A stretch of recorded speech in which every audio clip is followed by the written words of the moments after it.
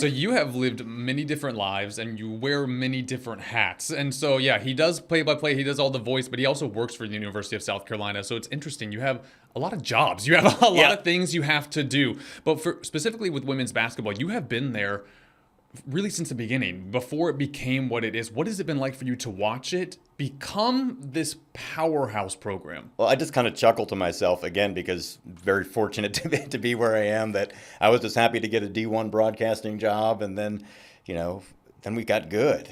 Dawn came here and started doing. It was really neat to watch her build this from the ground up. To see the struggles early on, and it didn't.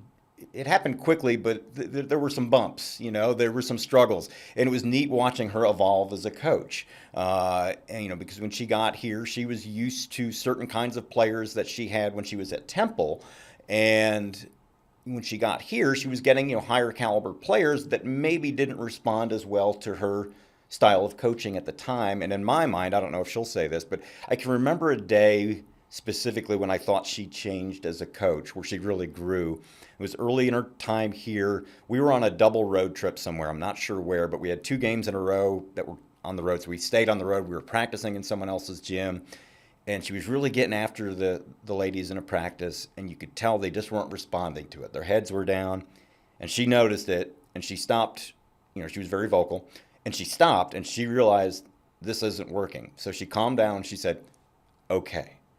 And she just started slowly, calmly explaining whatever it was she wanted them to do that they weren't doing in practice. And I remember thinking, wow, she just changed. Like her whole style in that one day at practice.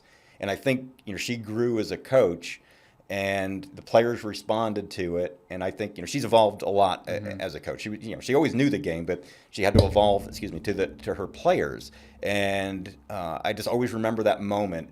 And it felt like things took off from there, where she realized sometimes she had to adjust to them. And I think you've seen that over the years too, when you had the whole, first you had the Aaliyah Boston crew that was all business like, and then you had the daycare crew after that, where she had to adjust to them. And even though it was hard, so it's just been so fun to watch her, create this powerhouse program, but to also watch her evolve as a coach. Sometimes doing things that she didn't want to do, but knowing it was going to be better for the team.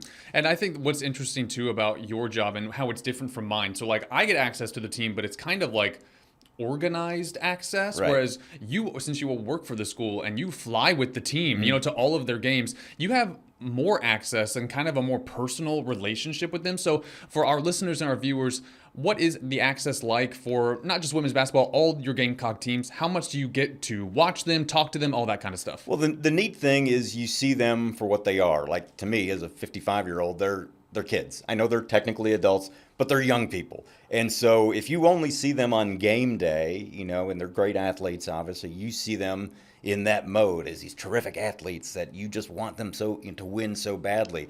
But, when I see them, getting onto the plane, carrying their large stuffed animals, and, see them being silly and having problems that 19-year-olds have that I guess I had those problems when I was 19, or just what I thought were problems. I see them more as kids and people that, we forget just because they're big doesn't mean they're fully grown yet, emotionally and all that. So I just see a different side of the student athletes that they're people, like where I'm not angry. After a game, I'm disappointed if things don't go well, but I'm not really angry at them like sometimes fans can get, because I'm like, well, I know that he or she's got something going on beyond basketball or softball or baseball, whatever's going on.